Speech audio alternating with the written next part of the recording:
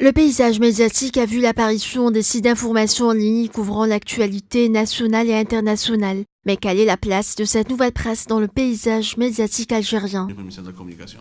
Du coup, on est sous la coupe de la répression. C'est ça la grande différence.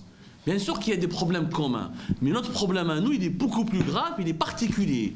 Voilà la grosse différence.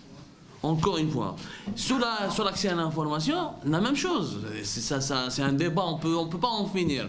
Mais déjà, au moins qu'on ne rentre pas en prison, au moins que nos collègues ne soient pas harcelés par les services de sécurité et par les institutions judiciaires, et à ce moment-là, on peut aller étape par étape.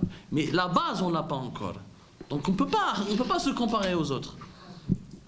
Plus de 30 médias électroniques rassemblés dans le syndicat algérien des éditeurs de presse électronique sont décidés de réagir aux conséquences du blocage de la loi de 2012 sur l'information qui n'a toujours pas connu un début d'application pour son chapitre dédié à la presse électronique. Il est clairement stipulé que nous avons le droit d'exercer, dans son article 72, elle dit que nous avons le droit d'exercer à condition de respecter l'article 2 de la même loi, c'est-à-dire de 2012.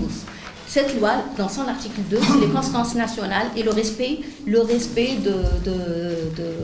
la Constitution, des institutions sécuritaires, les conditions auxquelles est soumise la grande majorité de la presse nationale.